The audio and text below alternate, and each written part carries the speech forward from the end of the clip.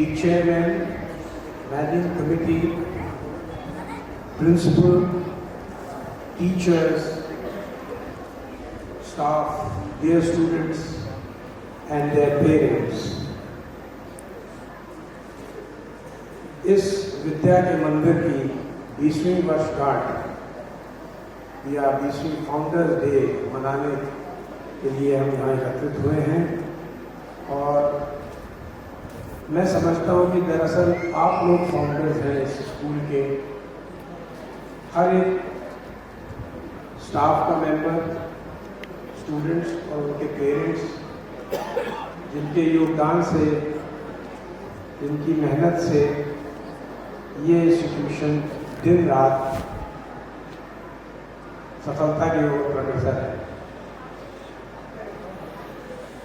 रोजाना यहाँ विद्या का जो आदान प्रदान होता है वो ऐसा होता है जैसे ये इंस्टीट्यूशन, ये संस्था सांस ले रही है। और उसी श्वास से मैं देख रहा हूँ कि ये इंस्टीट्यूशन इतना भव्य बन गया है। मैं बहुत सालों पहले 2005 में यहाँ आया था फॉर्मली। तब यहाँ एक पेंटिंग कंपटीशन हो रही थी और साइंस टैलेंट कंपटीशन थी। तब यहाँ ग्राउंड में हुई थी कंपटीशन और स्कूल का रूप थोड़ा छोटा था, लेकिन आज देख करके बहुत अच्छा लगा। इंफ्रास्ट्रक्चर ही नहीं, लेकिन जो स्टैंडर्ड्स हमने देखे स्टेज के ऊपर, पहले बात तो स्टेज इटसेल्फ, उसके बाद जो डांस का स्टैंडर्ड था, म्यूजिक का था, मंत्रोच्चारण का था, वो सब इंस्ट्रूमेंट्स बच्चे बजा रहे थे। जिस तरह से वो स्टेज के ऊपर पेश आ रहे थे, उनकी कम्युनिकेशन स्किल्स, ये सब देख करके बहुत अच्छा लगा। और मैं ये मान के चलता हूँ कि ये जो 20 साल गुजरे हैं इसमें आप सबका योगदान रहा है। तो ये फाउंडर्स डे एक्चुअली आपका दिन है।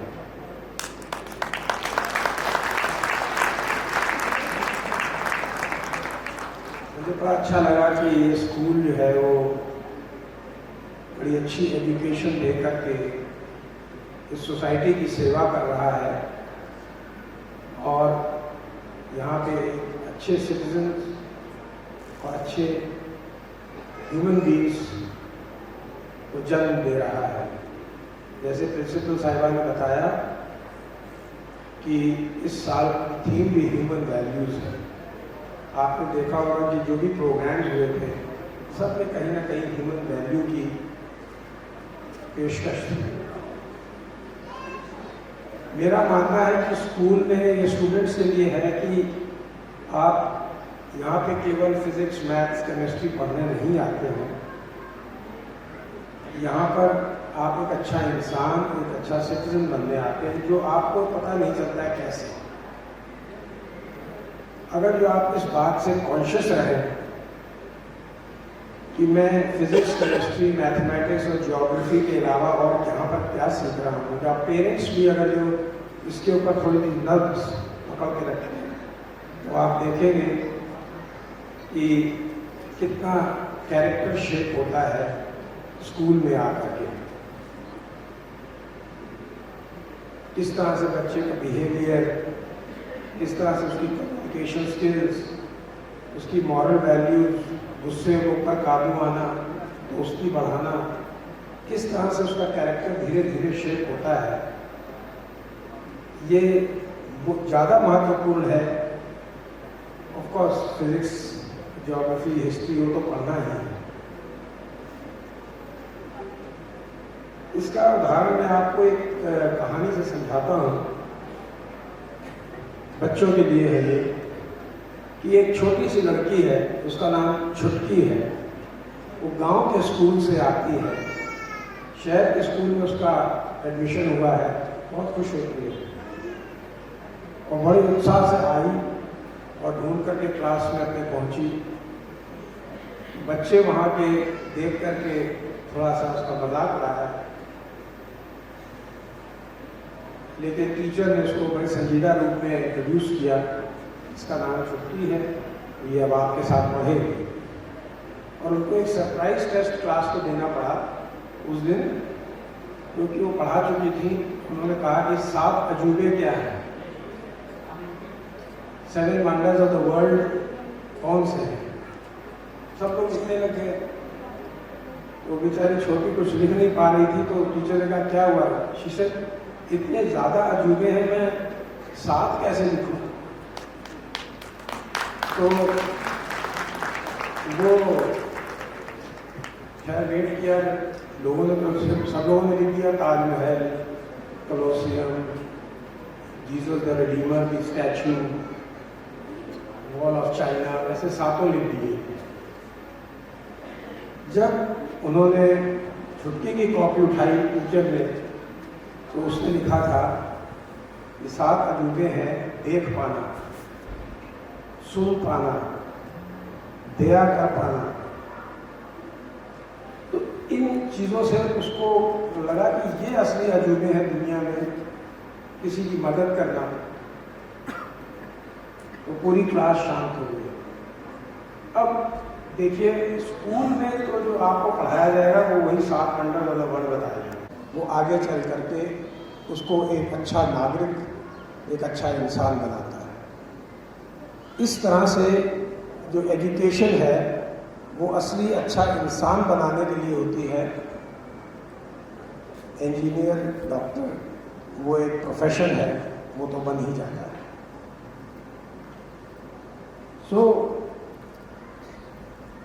मैंने ये भी देखा है कि अभी कई बच्चे मेरे पास रिंग करते हैं, कई हीन भावनाएं हैं अपने आप में बारे में कि मैं अंग्रेज़ी नहीं बोल पाता हूँ, मैं फिज़िकली अभी फिट और होना है मुझे। तो ये कॉम्प्लेक्सेस जो हैं, ये आप लोगों बच्चों को खासकर कि ये पहले तो ये आप खुद अपने लिए करते हैं, एक बहाना बनाते हैं कि ये मेरे अवरोधक हैं इसलिए मैं नहीं आगे बढ़ पा रहा। इनको पार करने की कोशिश नहीं करते। मैं आपको एक छोटी सी कहानी बताता हूँ कि इमारत बन रही थी, वहाँ बच्चे खेलते थे, ट्रेन बना करके खेलते थे। एक कोई इंजन बन जाता था, बाकी डिब्बे बन जाते थे, एक दूसरे की शर्ट पकड़ के घूमते थे। लेकिन उनमें से एक बच्चा था जो निक्कर पहन के पीछे गार्ड बना रहता था, कपड़ा घोंटता रहता था। तो एक दिन उस बच्चे से पूछा कि, और वो उत्साहित था, उसको कोई गम नहीं था, सुनने वाले को गम था, और वो उत्साह से फिर चला गया था, मुझे तो खेलना है, मैं तो जाऊंगा। और वो रोज गार्ड बन जाता है। तो ये चीज़ होती है, इंसान कैसे स्कूल इंसान को बनाता है। वो होता तो रोज पड़ता जाके माँ बाप के पास बैठता है, कहता है मेरी शर्ट दो, मुझे शर्ट दो, लेकिन नहीं, उसने उस अवरोध को पार किया। तो ये चीज़ें स्कूल में सिखाई जाती हैं, बच्चे आपस में एक दूसरे को देख करके करते हैं। और स्टूडेंट्स को भी कोई कभी नहीं फील करना चाहिए कि वो किसी तरह से किसी से कम है, क्योंकि कभी भी किसी को मुकम्मल जहां नहीं मिलता, बताते हैं। कुछ ना कुछ कमियां आपके ज़िंदगी में रहेंगी, और अच्छा स्टूडेंट वही है जो उन कमियों को पार करे, ना कि उनकी वजह से बैठ जाए चुपचाप।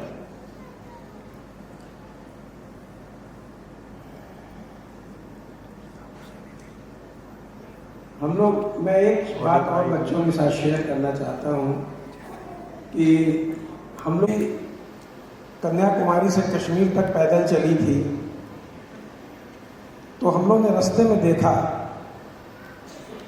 कि गांव में भी, छोटे शहरों में भी इतनी अनभिज्ञता है कि कुछ किसी को मालूम नहीं है कि उनके शहर में कोई रेप हो गया है या मर्डर हो गया है। और ये नहीं कि उनके जिन्होंने कुकर्म किया उनके परिवार को निष्कृत करें। कहते हैं कि लड़की की इज्जत लुट गई, अरे इज्जत तो लुटी है उस रेपिस्ट की और उसके परिवार की, उसको सोसाइटी को उसका तिरस्कार करना चाहिए। लेकिन हम लोग चुपचाप बैठे रहते हैं। आपको एक स्टोरी सुनाता हूँ। एक चूहा था, वो किसी लकड़हारे के घर पे बिल बना के बैठा था। एक दिन देखा कि वो उसकी वाइफ, लकड़हारे की वाइफ थैले से कुछ निकाल रहे थे। उसने कहा शायद खाने की चीज़ होगी, तो देख रहा था, उसने निकाले तो चूहे दानी निकाली। तो वो घबरा गया, भागा भागा गया। उसने बोला कबूतर को कि भाई यार तो चूहेदानी आ गई है, अब खतरा हो गया हम लोग को। तो वो हंस पड़ा। कबूतर कहता है मैं थोड़ी ना जाऊँगा वहाँ, तू संभाल। वो बेचारा डरा डरा गया। उसने जाकर के मुर्गे को बताया कि भाई चूहेदानी आ गई है। मुर्गा और हंसा, कहता है मैं कोई थोड़ी ना जाऊँगा चूहेदानी में, तेरे को तकलीफ है तो तू जा संभाल। फिर वो बकरे के पास गया, बकरे से बोला, बकरा और हंसा। कहता है कभी देखा है किसी बकरे को चूहेदानी में फंसते हुए? और हंसा। तो रात को चूहेदानी लगाई गई और एक खट से आवाज़ आई, उसके अंदर एक जहरीला सांप फंस गया।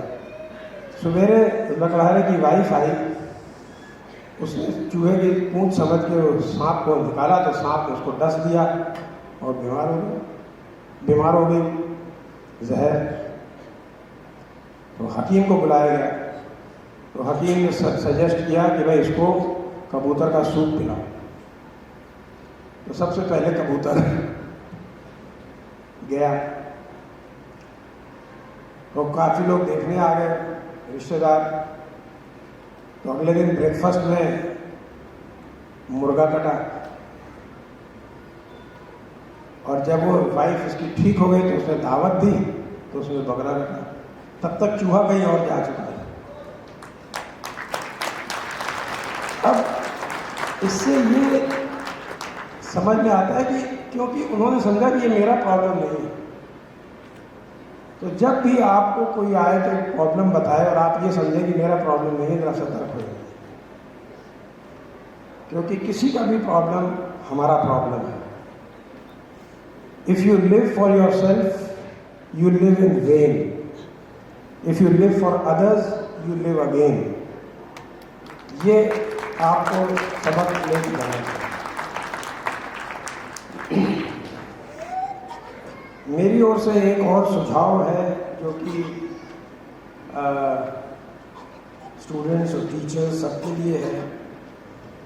वो ये है कि अगर जो आप एक तरीका मानना चाहते हैं कि जिससे आप सफलता प्राप्त कर सकते हैं, इस टाइम मैनेजमेंट।